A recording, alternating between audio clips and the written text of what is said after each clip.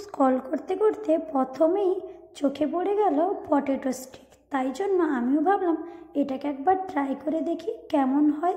তাই জন্য আমিও এখানটায় পটেটো স্টিক বানাতে বসে পড়লাম। বাই দ্য ওয়ে, আমি সুদেষ্ণা, আপনারা দেখছেন সুদেষ্ণা কিচেন। প্লিজ আপনারা আমার চ্যানেলটা সাবস্ক্রাইব করবেন এবং নিত্য নতুন অনেক ভিডিও দেখতে পাবেন। এই যে দেখছেন, আমি আলুগুলোকে কেটে ভালোভাবে ছোটো ছোটো করে কেটে ধুয়ে নিচ্ছি। এরপর আমি আলুগুলোকে সেদ্ধ করে নিব। তার জন্য আমি প্রেসারে দিয়ে দিলাম। এই যে প্রেসারে দিয়ে অল্প পরিমাণে একটু জল দিয়ে দিয়েছি। এরপর আমি এখানটায় দিয়ে দিব লবণ।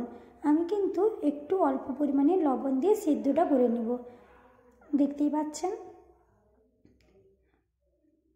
এই যে আমি আলুটা এখানে গ্যাসটা জ্বালিয়ে দিয়েছি। এই যে আলুটাও সেদ্ধ হয়ে গেছে, দেখতে পাচ্ছেন। আমি একটা কাঁটা চামচের সাহায্যে আলুটাকে ম্যাশ করে নিচ্ছি। আমার মনে হয় খাবারের মধ্যে যত রান্নাই হোক না কেন, আলুটা না থাকলে কীরকম খালি খালিই লাগে।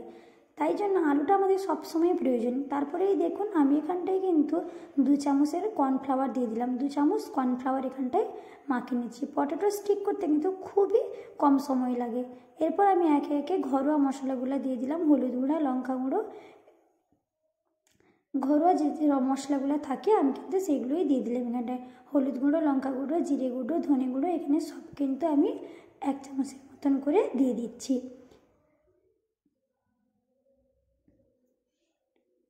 এরপর আমি এখানটায় ভালোভাবে এটাকে ম্যাশ করে নেব। যেহেতু আমি সেদ্ধতে নুন দিয়েছিলাম, তাই কিন্তু আমি এখানটায় আর লবণ ব্যবহার করিনি। আপনারা কিন্তু যে যার স্বাদ অনুযায়ী লবণ এবং লঙ্কাটা দেবেন। দেখতে পাচ্ছেন আমি কিন্তু সব কিছু ভালোভাবে মাখিয়ে নিচ্ছি হাতের সাহায্যে। আপনারা এটা একবার ট্রাই করবেন, খুবই ভালো হবে এবং খুব কম সময়ের মধ্যে এটা কিন্তু তৈরি করতে পারেন। এই যে আমি ভালোভাবে মাখিয়ে নিচ্ছি। এরপর হাতের মধ্যে একটু অল্প পরিমাণে তেল নিয়ে নিয়েছি, দিয়ে 2 হাতে মাখিয়ে নিয়েছি। এরপর এই যে ডোটাকে দেখতে পাচ্ছেন আমি হাতের মধ্যে কীভাবে করছি। ডোটাকে নিয়ে একটা শেপ দিয়ে দিচ্ছি লম্বা লম্বা। দেখতেই পাচ্ছেন এটা কিন্তু অনেকটা কাঠির মতোই লাগছে। এটা কিন্তু পটেটো স্টিক। আপনারা প্লিজ একবার বাড়িতে তৈরি করবেন, খুব খুব খেতে ভালো লাগে। সন্ধ্যাবেলার আড্ডায় কিন্তু এটা করলে পুরো আড্ডাটাই কিন্তু জমে যাবে। দেখতেই পাচ্ছেন আমি কিভাবে বানিয়ে নিচ্ছি। এই যে লম্বা করে আমি কিন্তু বানিয়ে নিচ্ছি।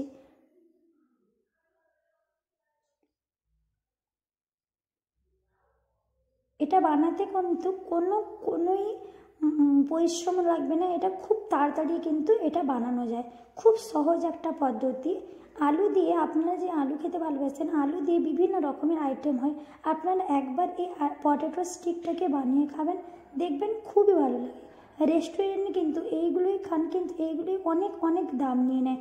আপনারা বাড়িতে একবার ট্রাই করবেন, খুব ভালো হবে। এই পটেটো স্টিকটা বানিয়ে আপনারা প্লিজ বাড়িতে একবার ট্রাই করুন। দেখতে পাচ্ছেন কত কম সময়ে খুব তাড়াতাড়ি করে আমি কিন্তু এটাকে বানিয়ে নিচ্ছি।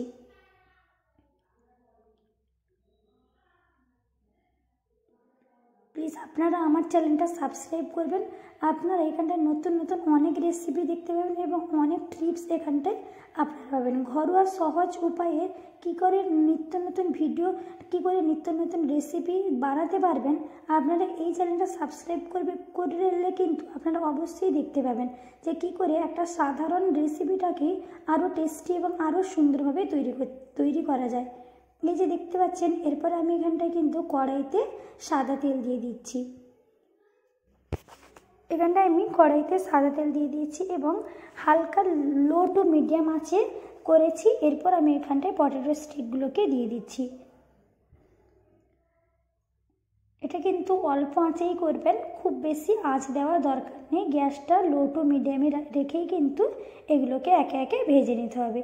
দেখতে পাচ্ছেন আমি একে একে এগুলো দিয়ে দিচ্ছি ভাজার জন্যে।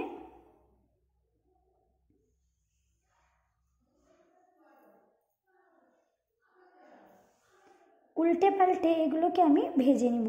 দুপাশে লাল লাল করে আমি কিন্তু এগুলোকে উল্টে পাল্টে ভেজে নিব।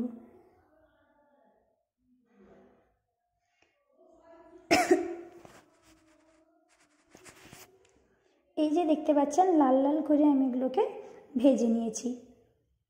দেখেই কতটা সুন্দর এবং কতটা টেস্টি লাগছে, কতটা মুচমুচে হয়েছে আপনারা আশা করি দেখেই বুঝতে পারছেন। আমি এগুলোকে একে একে তুলে নিচ্ছি।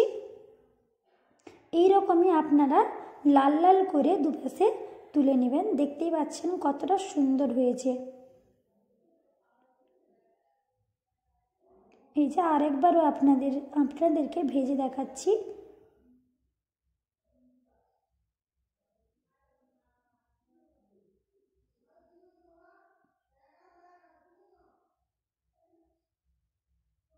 আপনারা প্লিজ এই ভিডিওটাকে একবার দেখে বাড়িতে ট্রাই করে আমাকে কিন্তু কমেন্ট করতে ভুলবেন না।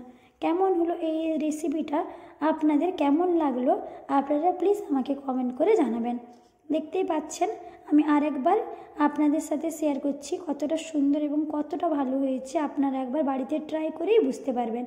দেখুন আমি এবারে লাল লাল করে ভেজে তুলে নিচ্ছি। এই যে দেখতেই পাচ্ছেন আমি ভেজে একে একে তুলে নিলাম। এই যে সসের সাথে আমি সন্ধ্যাবেলায় এটাকে পরিবেশন করেছি। আপনারা একবার ট্রাই করবেন, খুবই ভালো হবে এটা খেতে।